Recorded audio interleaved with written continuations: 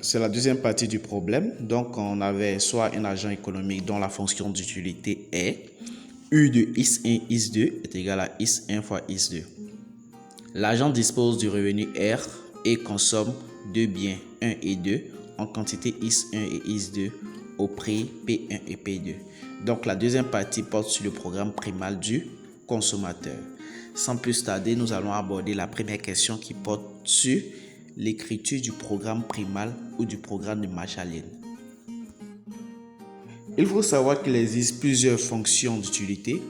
Ici, dans notre exercice, on a fait une fonction du type Cobb-Douglas, c'est-à-dire se présente sous la forme K, X1 exposant A, X2 exposant B. Donc, c'est une fonction où les variables, les biens se multiplient et chaque bien a une puissance. Dans notre cas ici, le K est égal à 1, le A est égal à 1, le B est égal à 1. Sans plus tarder, passons à la correction de la première question. Donc, il s'agit ici de donner le programme primal ou le programme Marshall-Len du consommateur ou aussi le programme de maximisation du consommateur. Pour répondre à cette question, nous allons suivre une méthodologie en deux étapes. À la première étape, on donne la forme générale du programme primal. Il s'agit de la maximisation de la fonction d'utilité sous contrainte du revenu est égal aux dépenses. Ensuite, en fonction de l'exercice, nous remplaçons la fonction d'utilité par son expression et les dépenses par leur expression. Dans notre cas ici, la fonction d'utilité est égale à X1 fois X2. Le revenu est noté R. La dépense, puisqu'on dit les biens sont notés X1 et X2, au prix P1 et P2. Donc la dépense sera X1 P1 plus X2 P2. Donc ce sont ces différentes expressions que nous remplaçons dans la forme générale, ce qui nous donne le programme de maximisation, le programme primal du consommateur.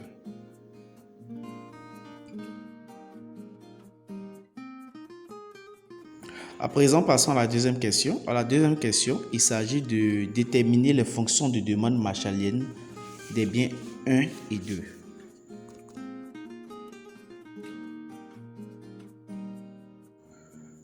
Fonction de demande Marshall-Len. Donc, ce qu'il faut savoir, c'est que les fonctions de demande Marshall-Len sont des fonctions issues du programme primal, c'est-à-dire du programme de maximisation de l'utilité. Donc, pour pouvoir obtenir ces fonctions de demande Marshall-Len, nous allons résoudre le programme primal du consommateur. Pour cela, il y a une méthodologie à suivre. La méthodologie pour déterminer les fonctions de demande Marshall-Len est en 4 étapes. À la première étape, normalement, on pose le programme primal, ce qui a été déjà fait à la question précédente. À la deuxième étape, on donne la fonction associée au programme. Donc, on peut passer par la méthode de Lagrangien. Si on passe par la méthode de Lagrangien, on donne la fonction associée qui est le Lagrangien. Après avoir donné la fonction associée le Lagrangien, on pose la condition des nécessaires de premier ordre qui consiste à poser que les dérivées premières sont égales à 0. Et à la quatrième étape, on résout le système, ce qui permettra d'aboutir aux fonctions de demande Marshall-Len. Donc, on va commencer avec la deuxième étape, la fonction lagrangienne. Donc, ici, les variables sont x1, x2. On ajoute un multiplicateur lambda. Donc, pour donner la fonction lagrangienne, on fait la fonction d'utilité, c'est-à-dire la fonction qu'on doit maximiser, plus lambda multiplié par le revenu moins les dépenses. Dans notre cas ici, on a la fonction d'utilité qui est égale à x1 fois x2. On a le revenu qui est égal à la dépense, x1 P1 plus x2 P2. Donc, en remplaçant chaque élément par son expression dans la forme générale du Lagrangien, on obtient x1 x2 plus lambda R moins x1 P1 moins x2 P2.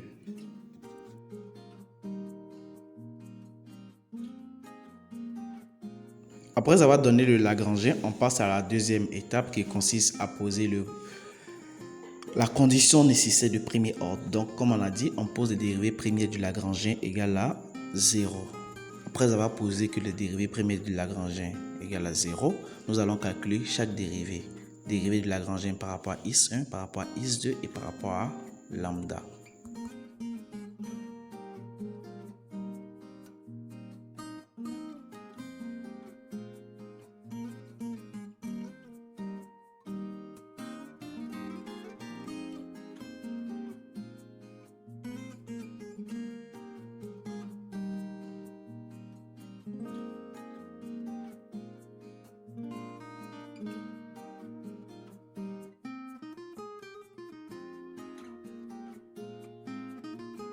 Après avoir trouvé les dérivés, on donne le système obtenu.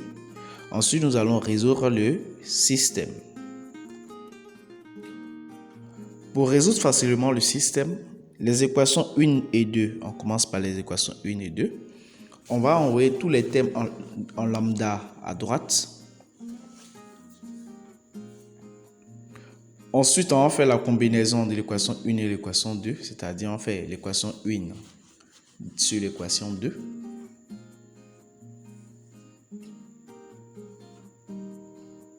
On obtient le rapport des prix, ce qui représente le TMS de l'équilibre. À savoir, puisque nous, on a une fonction type Cobb-Douglas, le TMS d'équilibre doit être connu par cœur. Donc, quelle que soit la démarche, lorsqu'on est en train de résoudre le système, le TMS est égal au rapport A is 2 sur B is 1. Nous, dans notre cas, A égale à 1, B égale à 1, donc ça nous donne le TMS est égal à ce qui suit. Donc, l'étudiant ne doit pas se tromper ici. Voilà. Lorsqu'il résout le système, il doit toujours obtenir TMS est égal à A is 2 sur B is 1 en fonction de la structure de sa fonction d'utilité lorsque c'est une fonction de type Cobb-Douglas. Donc, en remplaçant A et B par leur valeur, on trouve is2 sur is1, ce qu'on avait bel et bien trouvé. Is2 sur is1 était égal au rapport des prix. Pour poursuivre la résolution, on fait la règle de croix. Donc, on obtient is2 fois P2 est égal à is1 P1. Donc, nous remplaçons ça dans la troisième équation du système. On rappelle que l'équation du système est R moins is1 P1 moins is2 P2 égale à 0. De ce qui précède, on sait que is2 P2 est égal à is1 P1. Donc, on remplace is2 P2 par is1 P1. Donc, plus de détails avec plus de couleurs pour voir comment cela s'est passé.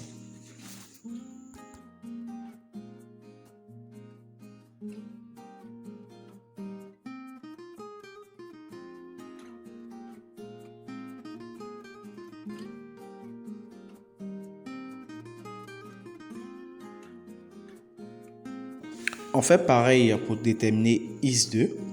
Donc, cette fois-ci, au lieu de remplacer is2 P2 par is1 P1, nous allons remplacer is1 P1 par is2 P2.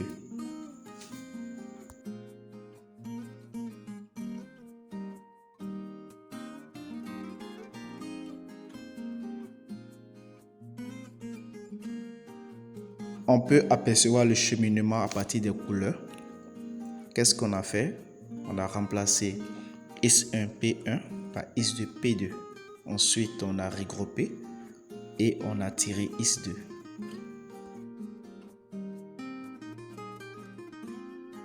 Donc, sur cette image, nous résumons à gauche la démarche qui nous a permis de déterminer is1 et à droite la démarche qui nous a permis de déterminer is2. Je vous déconseille la méthodologie, cette méthodologie-là, où l'étudiant tire is2 et se fatigue pour tirer is2. Il s'en va remplacer. Ensuite, il vient simplifier. Donc, ça fait perdre à l'étudiant, on peut dire, plus de 1 minute ou 1 minute 30 secondes. Donc, il est plus préférable de faire une règle de croix qu'une règle de 3. Donc, sur ces images, on peut s'apercevoir des 2 lignes supplémentaires que l'étudiant effectue lorsqu'il tire is2. Au lieu de faire une règle de croix, il fait une règle de 3. Donc, ça allonge le travail. Une autre chose à savoir, c'est que quand on en phase une fonction de type Cobb-Douglas, les demandes Machallen sont connues, les formules. Donc, c'est cette forme-là, IS1 est égal à AR sur A plus B P1, IS2 est égal à BR sur A plus B P2. Nous, dans notre cas, A égale à 1, B égale à 1. Donc, en adaptant, on a IS1 est égal à 1R sur 1 plus 1 P1 et IS2 est égal à 1R sur 1 plus 1 P2. Donc, en simplifiant, on obtient 1R sur 2 P1 et R sur 2 P2 pour IS2. Donc, le résultat était évident depuis le départ puisque nous avons une fonction du type Cobb-Douglas.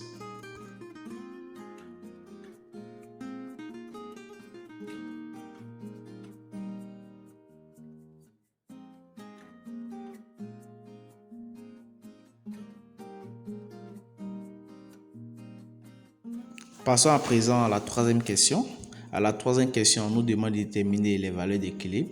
Donc, pour cela, on va remplacer juste la valeur de R, P1 et P2 dans les différentes expressions que nous avons déterminées. Ensuite, on va chercher à savoir que devient l'équilibre lorsque le prix varie. Donc, sans plus tarder, allons pour les valeurs d'équilibre. Donc, on va rappeler les différentes expressions que nous avons trouvées. Ensuite, nous, dans notre cas, on nous a donné la valeur de R, P1 et P2. Donc, nous allons simplement remplacer la valeur de R, P1 et P2 dans nos différentes expressions.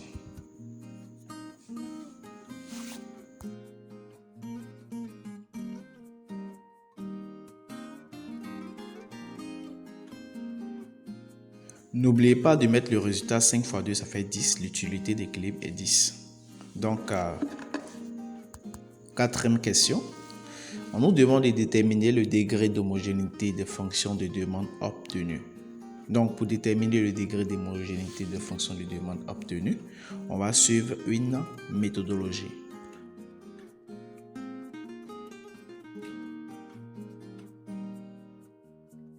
La méthodologie pour déterminer le degré d'homogénéité d'une fonction de demande en 3 étapes. La première étape, je choisis un scalaire, c'est-à-dire un réel positif supérieur à 0.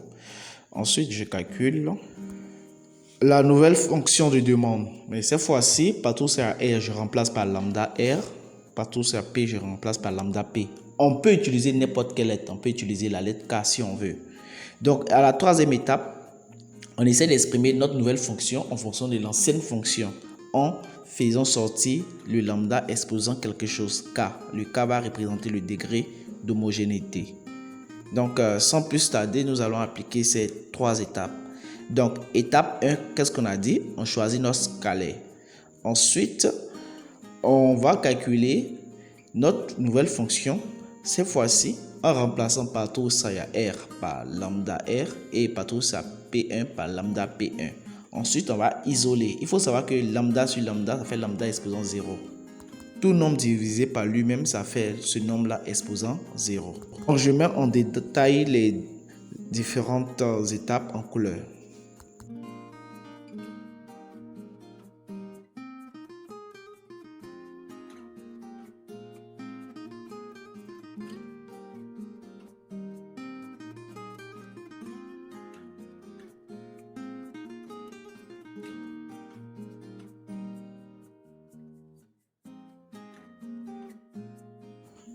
Puisque notre scalaire lambda ici exposant 0, c'est que la fonction IS1 est de degré d'homogénéité 0. On applique cette même méthodologie à IS2.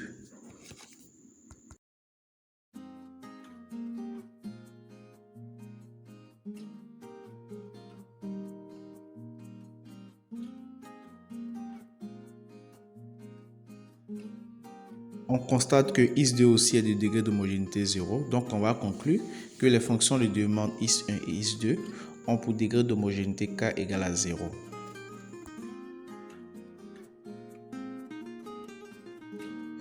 Cela signifie que le consommateur n'est pas victime d'illusions monétaires.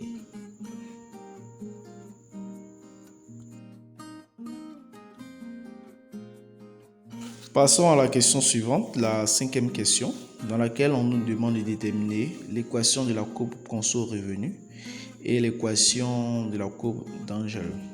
Si R est égal à 20, P1 est égal à 2 et P2 est égal à 5.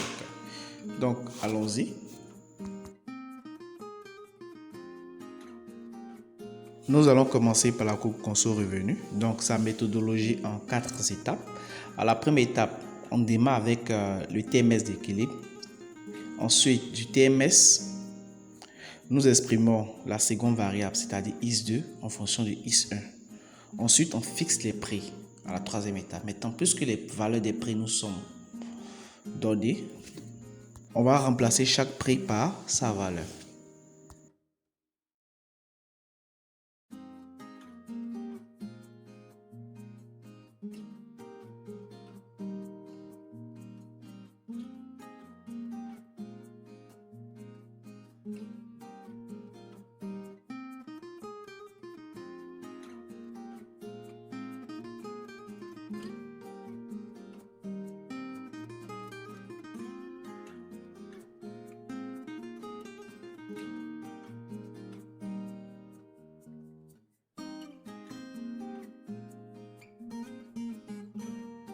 Passons à présent à la courbe d'Angel. Donc là encore, il y a une méthodologie à suivre. Ici, on a une méthodologie à 3 étapes. Donc à la première étape, on démarre avec les fonctions du demande Marshallien trouvées précédemment. Ensuite, pour le prix, pour le bien IS1, on fixe P1. Pour le bien IS2, on fixe P2. Après avoir fixé chaque prix, si dans l'exercice, on nous a donné la valeur de P1 et P2, on remplace P1 par sa valeur et P2 par sa valeur. Donc, sans plus tarder, nous allons appliquer cette méthodologie. Donc, d'après les questions précédentes, on avait trouvé IS1 est égal à R sur 2P1, IS2 est égal à R sur 2P2.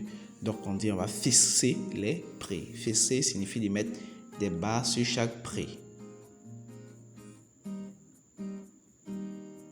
Ensuite, on nous a donné les différentes valeurs de P1 et P2. Donc, nous allons remplacer P1 par sa valeur et P2 par sa valeur.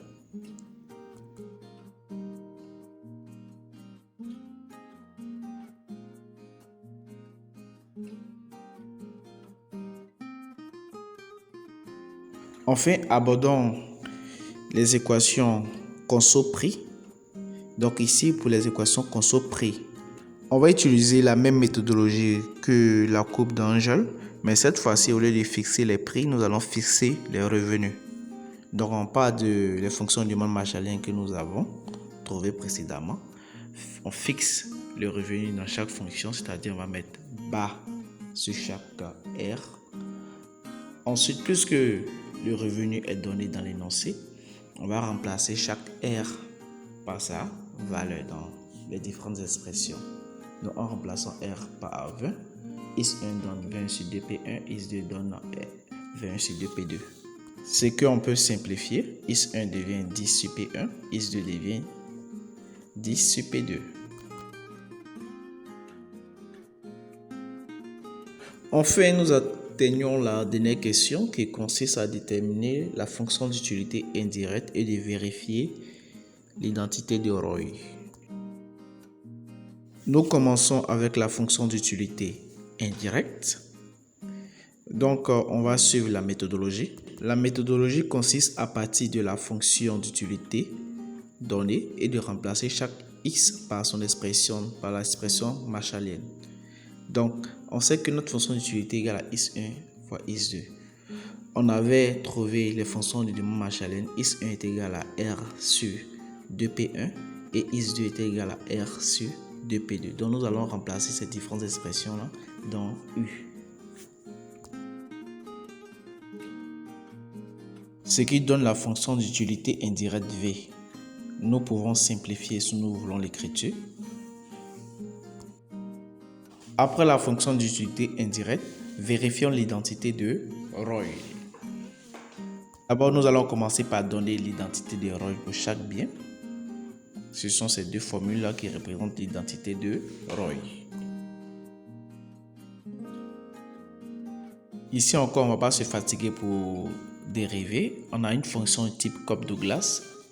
Donc, puisque nous avons une fonction type Cobb-Douglas, les dérivées sont connues d'avance.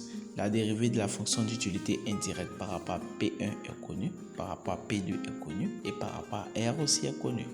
Donc voilà les différentes formes des différentes dérivées. Donc nous devons juste adapter en fonction du contexte dans lequel nous nous trouvons. Donc AB nous, que représente notre A, nous, que représente notre B. Donc, en fonction de cela, nous pouvons déterminer directement les fonctions dérivées.